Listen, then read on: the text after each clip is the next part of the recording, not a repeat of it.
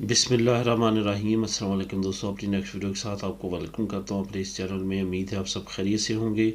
एक वक्त था कि इंग्लैंड जो था वो यूरोपीय यूनियन का मेंबर कंट्री था। तमाम मामला जो वो थे वो दबे हुए थे। जबराल्टर से लेके जजीरे तक, जजीरे से लेके जो मछेरों का इस वक्त मसला चल रहा है यूरोपीय यूनियन इंग्लैंड के दरमियान, वो भी मसला दबा हुआ था और नॉर्दर्न आयरलैंड का मसला भी दबा हुआ था। लेकिन इस तमाम सिचुएशन में अब हालात जो हैं वो यकसर चेंज होते हुए नज़र आ रहे हैं। जब से ब्रेक्सिट हुआ है, पहले तो चंद ममालिक के साथ, लेकिन अब यूरोपीय यूनियन के साथ हालात बिगड़ते हुए नज़र आ रहे हैं। सबसे बड़ी इस वक्त जो सिचुएशन ख़राब है वो है इंग्लैंड और फ्रांस के दरमियान। इंग्लैंड और फ्रांस की जो हिस्ट्री है वो पहले भी कोई ख़ास अच्छी हिस्ट्री नहीं है।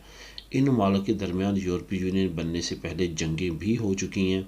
यही वजह है कि इन ममालिक में हालात एक दूसरे के ख़िलाफ़ बहुत जल्द ख़राब होते हुए नज़र आ रहे हैं। यहाँ पे आपको बताता चलूँ कि इंग्लैंड को सबसे ज़्यादा खौफ और सबसे ज़्यादा धचका अभी 2 दिन पहले लगा है।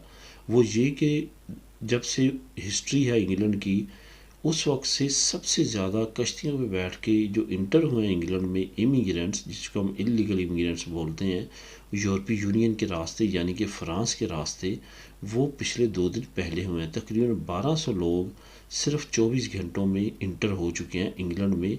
और इस साल में अगर कैलकुलेशन लगाई जाए तो तकरीबन 23,500 लोग इस वक्त तक यूरोपीय यूनियन से इंग्लैंड में इंटर हो चुके हैं। ये याद रहे कि ये वो लोग हैं जिनकी कैलकुलेशन इंग्लैंड के पास है। ये वो लोग इसमें इंक्लूड नहीं हैं जो कि उनकी बॉर्डर फोर्स के हत्थे नहीं चढ़ सके, लेकिन वो यूके में इंटर हो चुके हैं।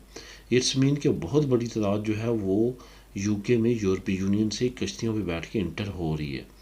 अब इंग्लैंड ने दोबारा से डिमांड किया यूरोपीय यूनियन के साथ कि अगर वो इमिग्रेशन पे काबू पाना चाहते हैं तो उनको लाजमी तौर पे फ़्रांस से इंग्लैंड का रास्ता, जो इलीगल इमिग्रेंट्स का रास्ता है, जो कश्तियों में बैठ के वहाँ जाते हैं, उनको रोकना पड़ेगा।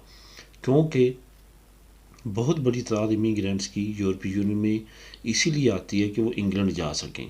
तो अगर वो उसको कंट्रोल कर लेंगे तो ऑटोमेटिकली लोग आना बंद हो जाएंगे। ये कहना था बोरिस जॉनसन का, जो इस वक्त प्राइम मिनिस्टर हैं इंग्लैंड के। दूसरी तरफ यूरोपीय यूनियन का भी ये कहना है कि अगर इंग्लैंड अब इंडिपेंडेंट हो चुका है तो यूरोपीय यूनियन इस सिलसिले में उसकी कोई भी मदद नहीं कर सकती।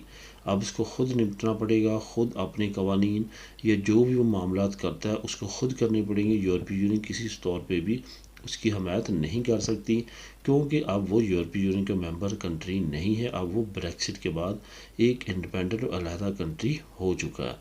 अब सिचुएशन आने वाले वक्त में मज़ीद गंभीर हो सकती है, क्योंकि उधर फ्रांस ने भी कुछ इल्ज़ामात इंग्लैंड पे लगाए हैं, इंग्लैंड ने फ्रांस पे लगाए हैं। यूरोपीय यूनियन जो है वो फ्रांस का साथ देगी क्योंकि वो यूरोपियन कंट्री है।